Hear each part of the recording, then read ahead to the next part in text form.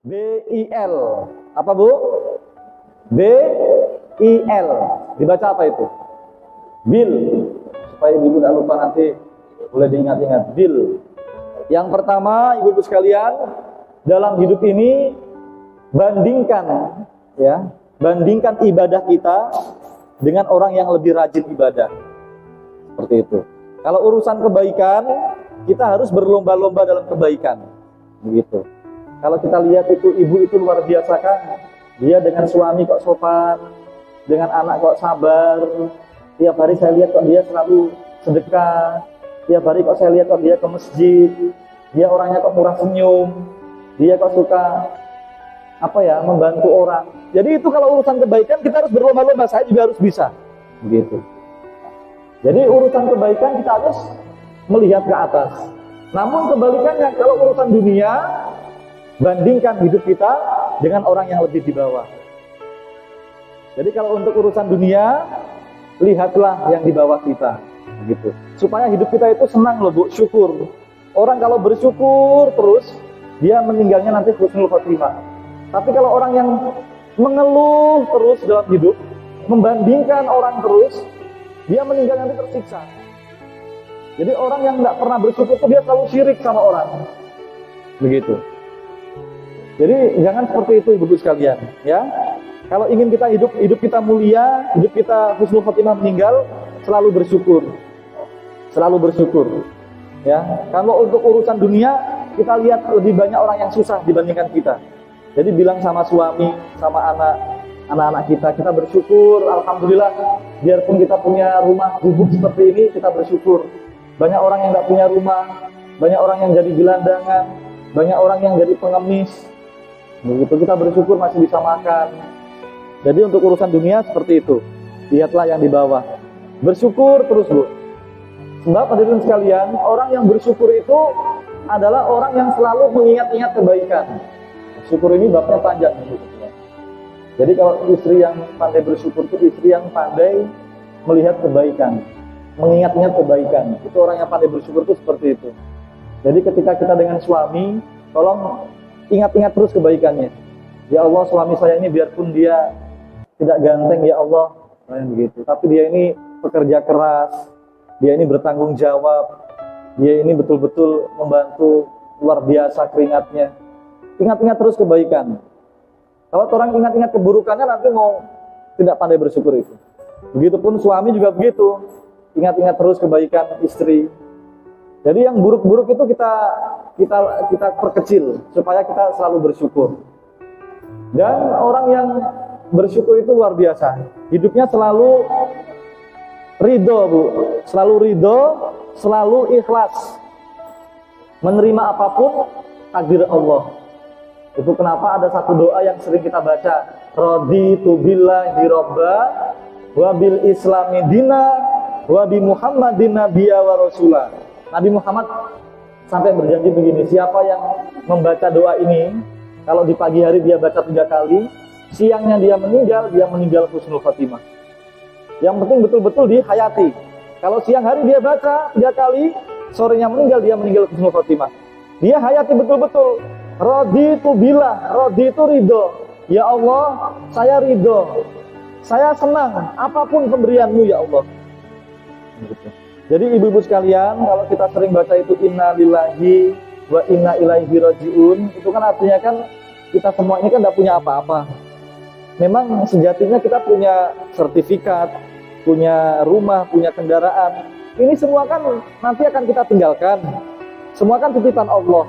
Maka semua ini milik Allah. Tangan kita, jantung kita, liver kita, semuanya milik Allah. Dan Allah berhak untuk mengambilnya, Allah berhak untuk mengaturnya. Jadi kalau Allah sudah berkehendak, tidak ada yang bisa merubahnya. Jadi orang yang bersyukur itu selalu ridho, selalu berprasangka baik sama Allah, gitu loh Bu. Berprasangka baik sama Allah. Ya Allah, kaki saya yang kiri memang sakit, tapi saya senang ya Allah, kaki kanan saya masih bisa bergerak. Jadi orang yang hidupnya mulia itu tidak pernah mengeluh, tidak pernah kecewa gitu Bu, selalu ridho. Jadi kalau dalam hidup kita sudah ridho, insya Allah meninggal husnul khotimah. Itu yang pertama. Yang kedua apa tadi Bu? Habis B tadi? I. Orang yang hidupnya mulia, meninggal husnul khotimah itu orang yang selalu ingat-ingat dosa. Selalu ingat-ingat dosa. Ya Allah, saya ini kok setiap hari kok banyak dosa. Ya Allah, mulut saya, ya, mata saya. Apalagi kalau ingat dosa masa lalu. Ya Allah, saya dulu masa lalu saya kok buruk sekali. Seandainya masa lalu saya itu aib-aib saya dulu dibuka, tidak ada orang yang mau dekat dengan saya. Ya Allah. Gitu. Orang kalau ingat dosa itu Bu, istighfarnya sungguh-sungguh. Astagfirullahaladzim, ya Allah, saya hari ini kok banyak sekali dosa. Ya Allah. Nabi Muhammad itu manusia yang mulia Bu, itu bersumpah demi Allah, saya itu satu hari istighfar 100 kali minimal. Nabi Muhammad manusia mulia. Tapi kita ini kadang kurang istighfar. Istighfar direnungi terus-terus, setiap sujud, setiap sholat istighfar. Ya Allah. Begitu. Orang kalau istighfarnya sungguh-sungguh, dia akan memperbaiki diri betul-betul, bertobat. Tapi kalau orang yang jarang istighfar, dia merasa diri tidak ada dosa, merasa diri paling baik. Gitu. Saya sudah haji kok, saya sudah umroh. Gitu. Dia apa? Dia belum umroh, belum haji. Saya lebih kaya. Jadi orang yang jarang istighfar, jarang ingat dosa itu dia merasa paling baik, paling benar. Begitu. Padahal kita semua ini punya dosa, punya kekurangan, tidak ada yang sempurna. Maka jangan seperti ini loh Bu, pepatahnya anak-anak kita itu. Semut atau kuman di Pulau Lembeh sana kelihatan jelas. Itu gajah di depan mata nggak kelihatan. Kita ini terkadang seperti itu. Kalau menilai kekurangan orang itu luar biasa. Kalau orang sini bilang apa Bu, Carlota, gibah, itu biar 1 jam 2 jam semua keburukan tetangganya orangnya itu diceritakan.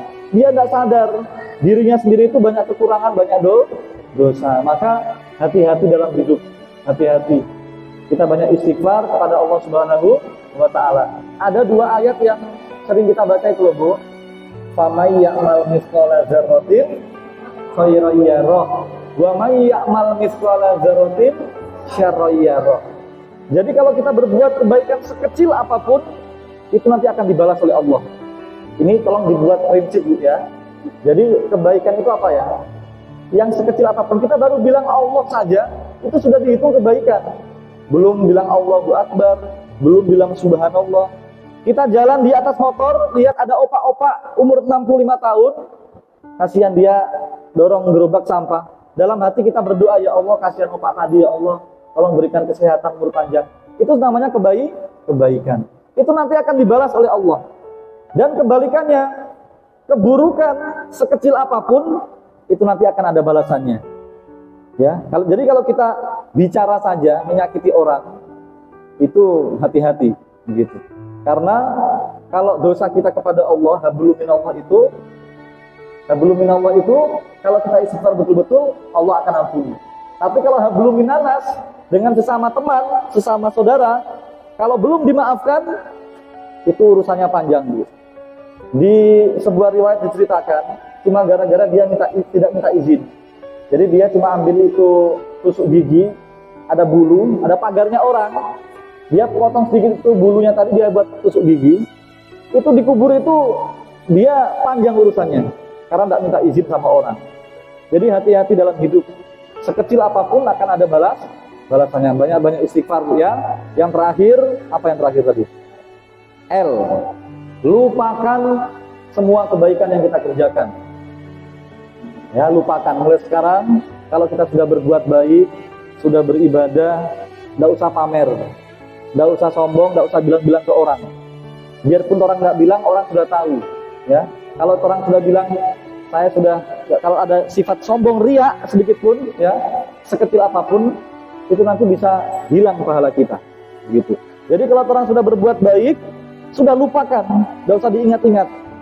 Apalagi kalau ada orang yang suka mengungkit, itu omak sana, kalau bukan gara-gara kita yang tolong DP anak, tidak mau jadi dia.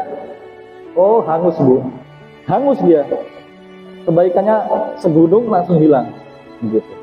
Jadi kalau sekarang mulai berbuat baik, tolong dilupakan saja. Seperti kita buang kotoran Bu, buang air besar itu, kan tidak pernah kita ingat-ingat.